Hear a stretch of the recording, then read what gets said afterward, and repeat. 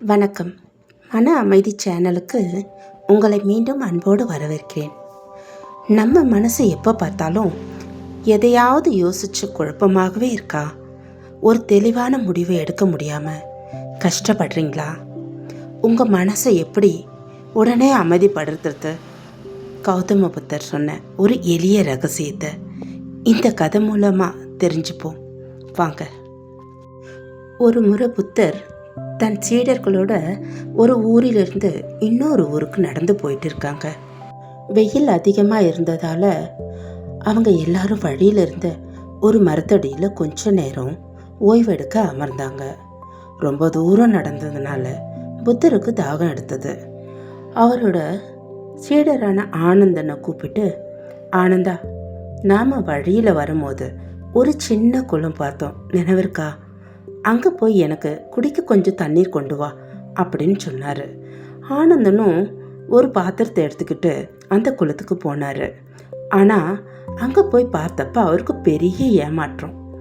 ஏன்னா அந்த வழியாக அப்போதான் சில மாட்டு வண்டிகள் கடந்து போயிருந்தது.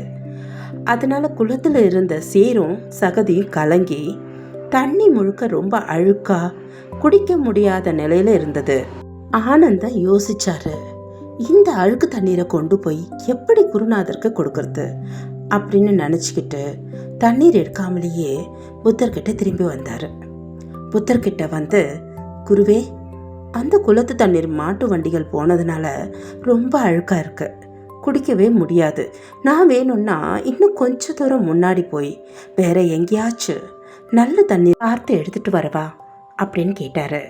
புத்தர் மென்மையாக சிரிச்சுக்கிட்டே, வேண்டாம் ஆனந்தா, நீ மறுபடியும் அதே குளத்துக்கே போ அப்படின்னு சொன்னார். ஆனந்தனுக்கு ஒன்றும் புரியலை. இருந்தாலும் ஒரு குரு சொன்னதுனால மறுபடியும் அந்த குளத்துக்கே போனார். ஆனால் அப்பவும் தண்ணீர் கலங்களாகத்தான் இருந்துச்சு.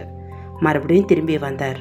புத்தர் இன்னும் கொஞ்ச நேரம் அமைதியாக இருக்க சொல்லி 3வது முறையும் ஆனந்தனை அதே குளத்துக்கு அனுப்பினார். இந்த முறை ஆனந்தன் குளத்துக்கு போனப்ப அவருக்கு பெரிய ஆச்சரியம் காத்துக்கிட்டு இருந்தது. கலங்கி போயிருந்த அந்த குளத்து தண்ணீர் இப்போ பளிங்கு போல தெள்ள தெளிவாக இருந்தது. ஏன்னா கலங்கி இருந்த அந்த சேரும் சகதியும் தானாகவே குளத்தின் அடியில் போய் தங்கிடுச்சு. தூய்மையான தண்ணீர் மேலே வந்துடுச்சு. ஆனந்தன் ரொம்ப மகிழ்ச்சியோடு அந்த தண்ணீரை எடுத்துக்கிட்டு புத்தர்கிட்ட வந்தார். தண்ணீர் பாத்திரத்தை வாங்கிக்கிட்ட புத்தர் ஆனந்தனை பார்த்து சொன்னார், ஆனந்தா, தண்ணீர் தெளிவாவதற்கு நீ என்ன செய்தாய்? ஏதேனும் முயற்சி செய்தாயா? ஆனந்தன், இல்லை குருவே, நான் எதையும் செய்யவில்லை, சும்மா கொஞ்ச நேரம் காத்திருந்தேன் என்றான். புத்தர் சொன்னார், அதேதான் ஆனந்தா, நம்முடைய மனமும் இந்த குளத்து தண்ணீரை போலத்தான். வாழ்க்கையில் ஏதேனும் பிரச்சனையோ கோபமோ வரும்போது நம் மனசு கலங்கி போகும். அந்த நேரத்தில் நாம் அவசரப்பட்டு எந்த ஒரு முயற்சியோ அல்லது முடிவோ எடுத்தால் அது தவறாகத்தான் போய் முடியும். மனசு கலங்கி இருக்கும்போது அதை அமைதிப்படுத்த நீ எதையும் செய்ய வேண்டியதில்லை. அமைதியாக கொஞ்சம் நேரம் பொறுமையோடு காத்திருந்தால் போதும்.